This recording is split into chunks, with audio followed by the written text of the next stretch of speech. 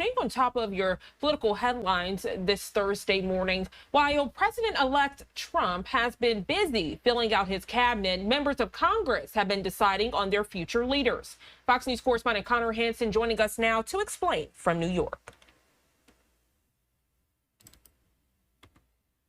It's always nice to win.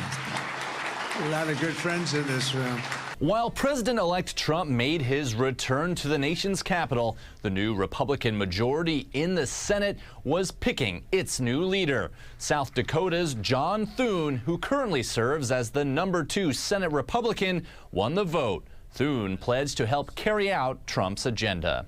We have a mandate from the American people, a mandate not only to clean up the mess left by the Biden-Harris-Schumer agenda, but also to deliver on President Trump's priorities. Senator John Barrasso will replace Thune as the Republican whip. I congratulate Senator Thune. I look forward to working with him. We've done many bipartisan things here in the Senate together, and I hope that continues. In the House, Trump is supporting Mike Johnson to remain Speaker. Johnson introduced Trump before he spoke to other Republicans. They used to call Bill Clinton the comeback kid. This is the comeback king. He's the king, okay? Democrats met on Capitol Hill to strategize over how to best oppose Trump's agenda and win back voters who abandoned them last week. We're listening to our members, and our responsibility as leaders is to chart a course forward. Republicans in the House are also holding leadership elections. Someone will need to replace Representative Elise Stefanik as conference chair now that she's been named UN ambassador. In New York, Connor Hansen, Fox News. Connor, thank you so much. And staying on the feed to further discuss the very latest with the GOP and this new leadership, none other than Rich Rubino, political historian and analyst. Thank you so much for staying on this Thursday. Thank you. So Mike Johnson, not mincing words, they're calling President-elect Donald Trump the comeback king. Rich, a lot to dissect as we look at the GOP. Let's go ahead and get started. We can start with Thune because a lot of controversy surrounding that. Yes, it's very interesting. So Rick Scott, who just fresh off a re-election, was considered the MAGA candidate, if you will, somebody who is very loyal to Donald Trump. Susan Wiles, Donald Trump's incoming chief of staff, is someone who is very close to Rick Scott. I think that the general thought process was that Donald Trump and his campaign team would rather work with Rick Scott than someone like John Thune or John Cornyn, the other senator from Texas who was running for the position. They're more institutionalists. They're not really from the Trump wing of the Republican Party, and both had been critical of Donald Trump in the past. So I think that he probably did not get the candidate that he wanted. But that being said, from an ideological standpoint, John Thune and Donald Trump are very similar.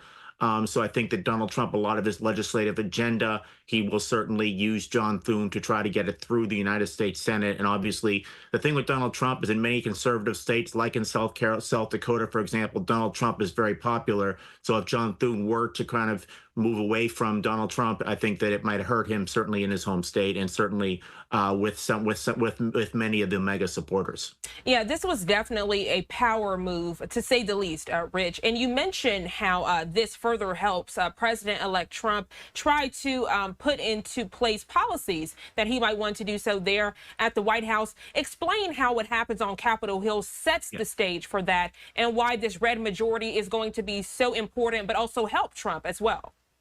Well, the red majority is very small. It's probably going to be 53 seats for the Republicans in the United States Senate to 47 seats for the Democrats. You're going to have Susan Collins from Maine and Lisa Murkowski from Alaska, who sometimes can go against their party. So that's the biggest fear I think that Donald Trump probably has. So that's 2 votes right there.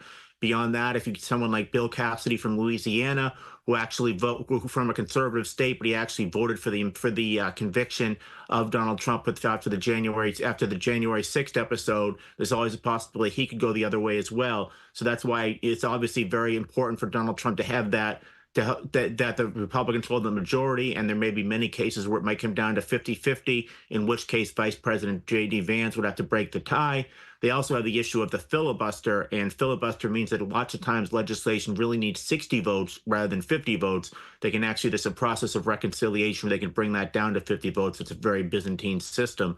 In the House of Representatives, again, it's a very, very narrow majority, which means that they can afford very few votes in the Republican Party to very few independent Republicans to vote with the Democrats. And I think if any of them did and voted against Donald Trump's proposals, he would certainly tweet, and he potentially would try to recruit a primary challenge to some of these more moderate members. The other scenario that you have is with Matt Gaetz resigning, while that seat, for example, is very conservative in the Panhandle of Florida. While there becomes a special election, that seat will be vacant, and you'll see the same with Elise Stefanik.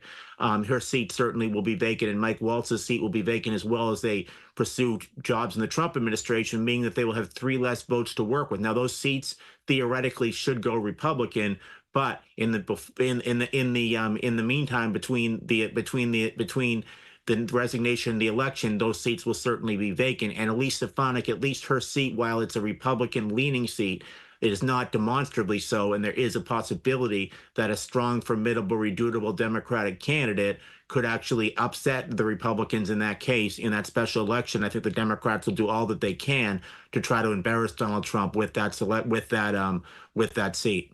Yeah, and speaking of Democrats, that's the looming question this morning. What does all of this mean for the Democratic Party and the agenda that they have set this coming year?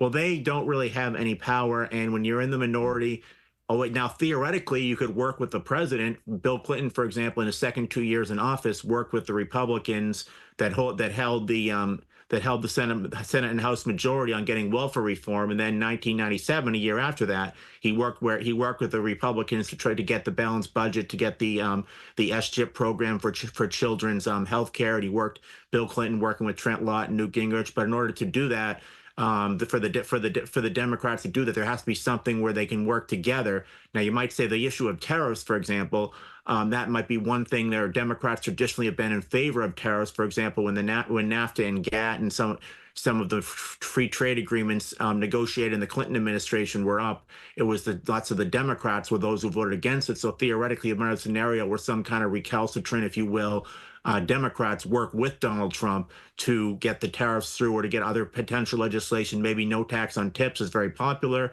He might work with some Republicans and Democrats on that. They might, for their personal self-interest, it might be better for them to work across the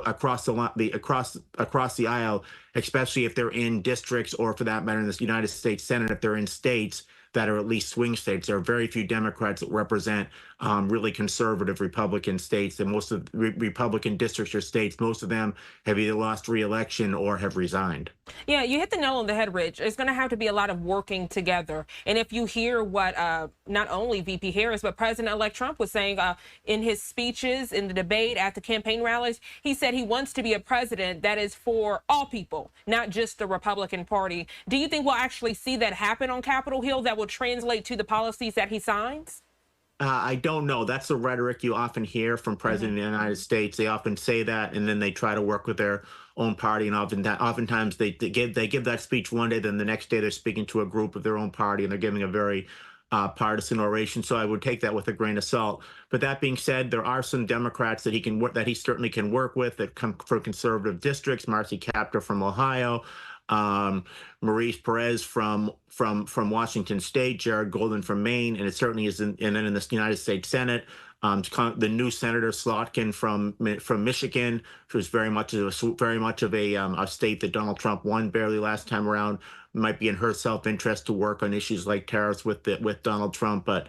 It's very obviously this is a very interesting situation, because on the one hand, Donald Trump will do anything he can to get that person to be dislodged when they run for re-election, and then contrary-wise, they will have to work with them on getting legislation. And if politics is one of the rare fields where you're doing everything you can to publicly kind of shame your colleagues, if you will, and make it so that your colleagues lose their job when you're working with them. So it's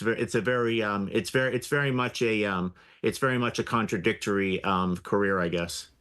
Well, Rich Rubino, always a pleasure to talk politics with you, and thank you again for staying on for this thorough and detailed analysis. I know when we talk about politics, but also the historical aspect, you're our guy, and we always appreciate you coming on the show. Thank you, and I hope you have a great and safe rest of your day, okay? Thank you as well. Thank you.